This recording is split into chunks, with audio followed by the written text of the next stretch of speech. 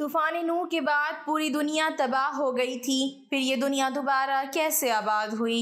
حضرت آدم کی وفات کے 1400 سال بعد طوفان نوح میں سب کچھ تباہ ہو گیا تھا، تو کشتی نوح سے 80 افراد اترے۔ حضرت نوح کے بیٹے افریقہ اور یورپ میں رہے، جبکہ ایک بیٹا طوفان میں۔ بسم اللہ الرحمن الرحیم۔ اہل زمین پر شیطان کا راج ہے۔ اللہ تعالیٰ سے مانگی ہوئی مہلت سے فائدہ اٹھاتے ہوئے ابلیس نے پوری قوم کو کفر و شرک میں مبتلا کر دیا ہے۔ گھر بت کدے بن چکے ہیں اور 5 بتوں کو اپنا معبود تصور کر لیا گیا ہے۔ انہی 5 بتوں کو انہوں نے مشکل کشا اور حاجت روا ٹھہرا رکھا ہے۔ قرآن کریم نے ان بتوں کے نام ود، سوا، یغوث، یعوق اور نصر بتائے ہیں۔ لوگ انبیاء سابقین یعنی ابو البشر حضرت آدم علیہ السلام، حضرت شیث علیہ السلام اور حضرت ادریس کی تعلیمات کو یکسر بھلا چکے ہیں۔ حضرت ادریس علیہ السلام نے تو ان کی بڑھتی ہوئی کافرانہ حرکتوں کے سبب ان سے جہاد بھی کیا تھا، جس کا وقتی طور پر فائدہ بھی ہوا اور لوگ واپس دین حق کی جانب پلٹے۔ لیکن اب تو حضرت ادریس علیہ السلام کو بھی وفات پائے سینکڑوں برس گزر چکے ہیں۔ اولاد آدم علیہ السلام کی نافرمانیوں اور شیطان کی مکاری و عیاری نے کرۂ ارض کو کفر و شرک، برائی اور بے حیائی کی غلاظتوں سے بھر دیا ہے۔ ابلیس اپنی کارکردگی پر بہت خوش ہے، اور ادھر آسمانوں میں فرشتے اہل زمین کی مخدوش حالت اور شیطان کی کامیابی اور اس کے مکر و فریب پر حیران بھی ہیں اور پریشان بھی۔ ان کی نگاہیں بار بار بیت المعمور کی جانب اٹھتی ہیں، وہ منتظر ہیں کہ اللہ کب ان کی تباہی و بربادی کا حکم نازل فرمائیں گے۔ لیکن اللہ کے فیصلے تو بڑی حکمت کے ہوتے ہیں۔ اللہ تعالیٰ کا دستور ہے کہ جب اس کی نافرمانیاں اپنی انتہا کو پہنچ جاتی ہیں تو وہ نبی مبعوث فرماتا ہے، اور اگر قوم نبی کی باتوں کو بھی نہ مانے تو قہر الہی نازل ہوتا ہے۔ چنانچہ اللہ تعالیٰ نے اس قوم ہی میں سے ایک نیک شخص حضرت نوح علیہ السلام کی نبوت کے جلیل القدر منصب پر فائز فرمایا۔ قرآن کریم میں ارشاد ہے، ہم نے نوح علیہ السلام کو ان کی قوم کی طرف نبی بنا کے بھیجا۔ انہوں نے ان سے کہا، میں تم کو کھول کھول کر ڈر سنانے اور یہ پیغام پہنچانے آیا ہوں کہ اللہ کے سوا کسی کی عبادت نہ کرو۔ اگر تم اسی طرح کفر و شرک میں مبتلا رہے تو مجھے ڈر ہے کہ تم کسی سخت عذاب الہی میں مبتلا نہ ہو جاؤ۔ لیکن قوم نے ان کی ہدایات کو حقارت سے ٹھکرا دیا۔ حضرت عبداللہ بن عباس رضی اللہ تعالیٰ عنہ روایت کرتے ہیں کہ اللہ تعالیٰ نے حضرت نوح علیہ السلام کو 40 برس کی عمر میں نبوت عطا فرمائی۔ طوفان سے پہلے آپ علیہ السلام مسلسل 950 برس تک اپنی قوم کو واعظ و تبلیغ کرتے رہے۔ قرآن کریم میں اللہ تعالیٰ نے ارشاد فرمایا، اور ہم نے نوح علیہ السلام کو ان کی قوم کی طرف بھیجا تو وہ ان میں 50 برس کم 1000 برس رہے۔ یوں قرآنی تصریح کے مطابق ان کی عمر 950 برس سے متجاوز ہوئی۔ حضرت نوح علیہ السلام طویل عرصے سے ہمہ وقت تبلیغ دین میں مصروف رہنے کے باوجود اپنی قوم کی بے راہ روی پر بڑے دل گرفتہ رہتے۔ ان کی قوم انہیں طرح طرح کی اذیتیں دیتی، ان پر مصائب کے پہاڑ ڈھاتی، لیکن وہ صبر کرتے اور ان کے لیے دعائے خیر کرتے رہتے۔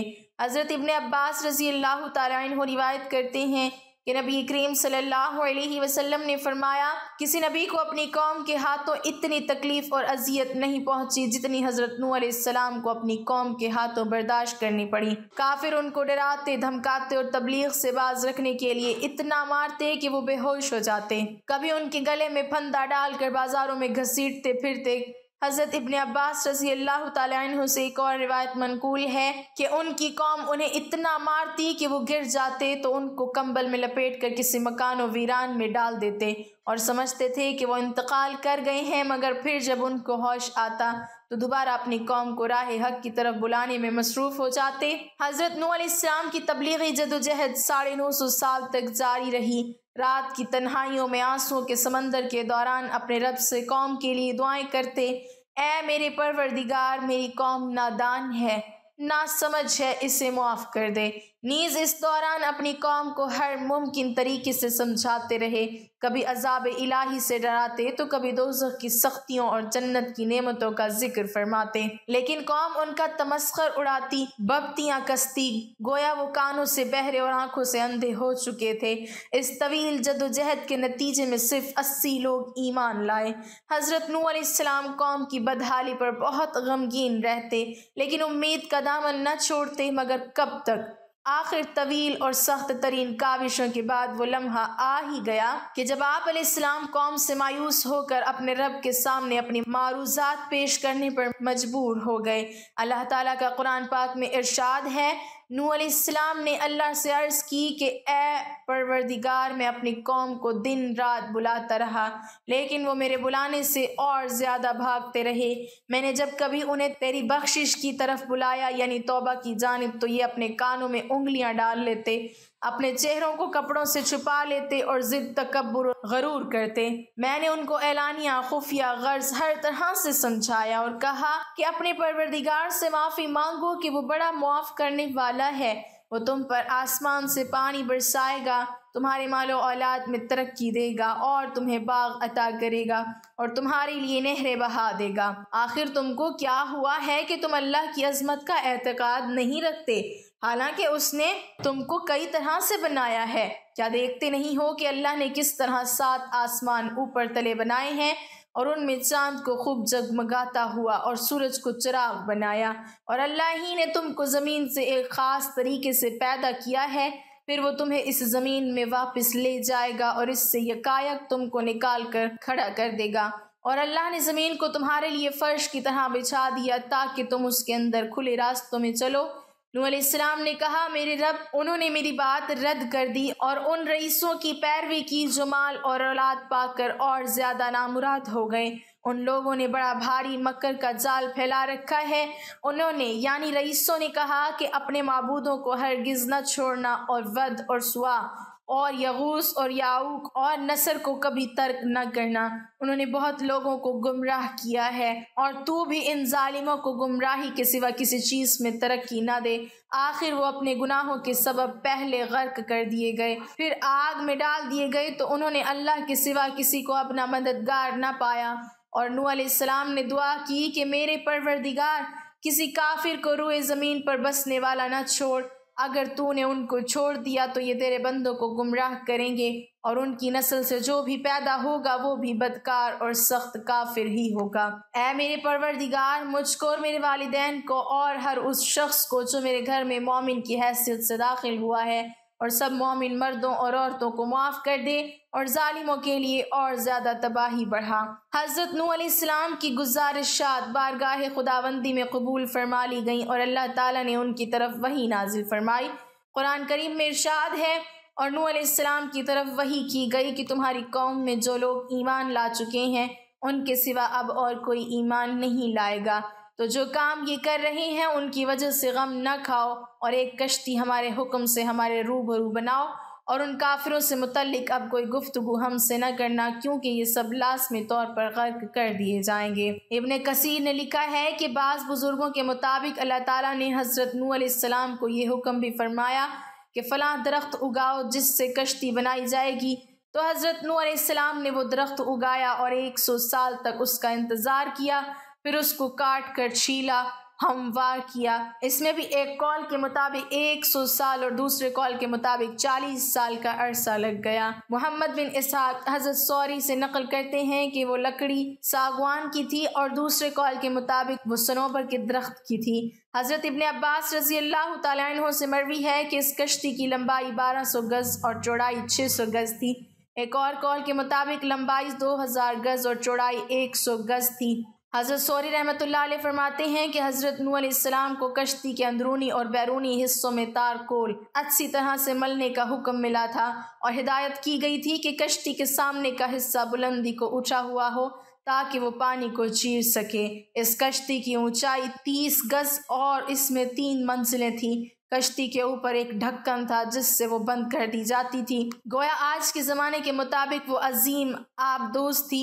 حضرت نوح علیہ السلام کشتی بنانے میں مصروف تھے۔ قوم کے سردار آپ علیہ السلام کے پاس سے گزرے تو ہنستے، مذاق اڑاتے، بھپتیاں کستے، یہاں تک کہ کشتی تیار ہو گئی، اور جب عذاب الہی کا وقت آیا تو اللہ تعالیٰ نے حکم دیا کہ ہر قسم کے جانوروں کا ایک ایک جوڑا اس میں رکھ لو، اور جو لوگ ایمان لائے ہیں انہیں بھی سوار کر لو۔ حضرت نوح علیہ السلام نے احکام خداوندی کے مطابق سب کچھ سوار کر لیا اور عبادت الہی میں مصروف ہو گئے۔ آخرکار طوفان کے آثار ظاہر ہونے لگے اور دیکھتے ہی دیکھتے زمین کے ہر گوشے سے پانی ابلنے لگا۔ آسمان سے قیامت خیز بارش ہر شے کو بہا کر لے جانے کی در پہ تھی۔ گویا قیامت کا منظر تھا۔ کشتی طوفان کی پہاڑ جیسی اونچی لہروں پر تیر رہی تھی۔ حضرت نوح علیہ السلام نے اپنے بیٹے کنعان کو دیکھا جو ایک اونچے مقام پر موجود تھا۔ انہوں نے کہا، اے بیٹے، ہمارے ساتھ کشتی میں سوار ہو جا اور کافروں کے ساتھ نہ رہ۔ اس نے کہا، ابا میری فکر نہ کرو، میں ابھی اس سب سے اونچے پہاڑ پر چڑھ جاؤں گا اور پانی سے بچ جاؤں گا۔ نوح علیہ السلام نے کہا، آج قہر الہی سے کوئی نہیں بچ سکتا۔ اسی اثناء میں ان دونوں کے درمیان پانی کی ایک بڑی لہر حائل ہو گئی اور وہ غرق ہو گیا۔ حضرت نوح علیہ السلام نے اپنے رب سے اپنے بیٹے کی مغفرت اور نجات کے لیے عرض کی، اے پروردگار، تو نے میرے گھر والوں کی بخشش کا وعدہ فرمایا ہے تو یہ بیٹا بھی گھر والوں میں ہے۔ اللہ تعالیٰ نے فرمایا، اے نوح، وہ تیرے اہل میں سے نہیں ہے کیونکہ اس کے اعمال اچھے نہیں ہیں۔ طوفان نوح میں پانی کی لہریں اس قدر بلند تھیں کہ انہوں نے روئے زمین کے تمام پہاڑوں کو بھی چھپا لیا تھا۔ زمین پر کوئی بھی چیز زندہ سلامت نہ تھی، سب کچھ نیست و نابود ہو چکا تھا۔ صرف حضرت نوح علیہ السلام کی پہاڑ نما کشتی تھی جو اللہ کی مدد سے پانی کی بلند و بالا بپھری خوفناک موجوں سے تیرتی پھر رہی تھی۔ حضرت ابن عباس رضی اللہ تعالیٰ عنہ سے روایت ہے کہ کشتی میں 80 اشخاص تھے اور ہر ایک کے ساتھ ان کا کنبہ بھی تھا، اور یہ لوگ کشتی میں تقریباً 150 دن رہے اور اللہ تعالیٰ نے کشتی کا رخ مکہ مکرمہ کی طرف پھیر دیا تھا۔ کشتی 40 دن بیت اللہ کے گرد چکر لگاتی رہی۔ اس کے بعد اس کا رخ جبل جودی کی طرف پھیر دیا گیا جہاں وہ ٹھہر گئے۔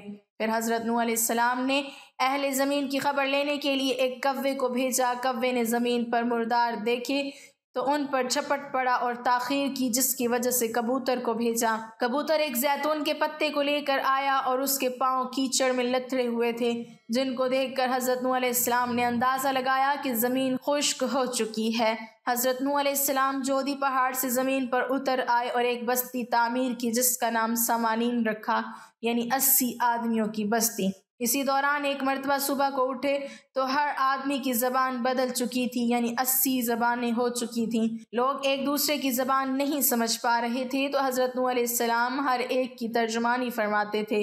حضرت قتادہ وغیرہ فرماتے ہیں کہ قوم نوح کے یہ افراد محرم الحرام کی 10ویں تاریخ کو کشتی سے باہر آئے۔ حضرت نوح علیہ السلام کا قصہ قصص القرآن کے نہایت ایمان افروز واقعات میں سے ایک ہے، جس کی تفصیل سورہ نوح کے علاوہ سورہ اعراف 59 تا 64، سورہ یونس 71 تا 73، سورہ ہود 25 تا 49، سورۃ المؤمنون 23 تا 31، سورۃ الشعراء 105 تا 122، سورہ عنکبوت 14 تا 15، سورۃ الصافات 75 تا 82، سورۃ القمر 9 تا 16 میں موجود ہے۔ نیز دیگر صورتوں میں بھی حضرت نوح علیہ السلام کا ذکر ہے۔ سورہ نوح 28 آیات پر مشتمل ہے۔ یہ اسلام کے ابتدائی دور میں نازل ہونے والی صورتوں میں شامل ہے۔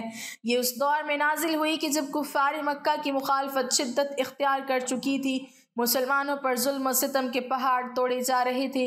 چنانچہ اللہ تعالیٰ نے اس سورہ مبارکہ کو نازل فرما کر ایک طرح سے کفار مکہ کو متنبہ فرمایا کہ اگر وہ راہ راست پر نہ آئے تو ان کا انجام بھی وہی ہو سکتا ہے جو قوم نوح کا ہوا۔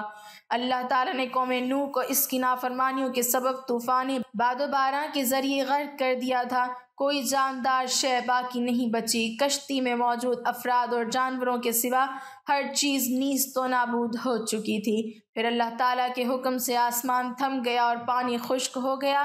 پھر اللہ تعالیٰ نے حکم دیا کہ اے نوح، ہماری طرف سے سلامتی اور برکتوں کے ساتھ جو تم پر اور تمہارے ساتھ کی جماعتوں پر نازل کی گئی ہیں اتر آؤ۔ چنانچہ حضرت نوح علیہ السلام نے ایک نئی بستی بسا کر دنیا کے کاروبار کو از سر نو جاری و ساری کیا۔ اسی لیے آپ علیہ السلام کو آدم ثانی بھی کہا جاتا ہے۔ طوفان گزر جانے کے بعد جب کشتی جودی پہاڑ پر رکی تو اس میں سے 80 افراد اترے۔ اس بارے میں حضرت عبداللہ بن عباس رضی اللہ تعالی عنہ سے روایت ہے کہ طوفان نوح گزرنے کے بعد 80 افراد کشتی سے اترے۔ انہوں نے اور ان کی اولاد نے زمین کو نئے سرے سے آباد کیا۔ وہی لوگ طوفان گزرنے کے بعد اس دنیا کے باشندے تھے۔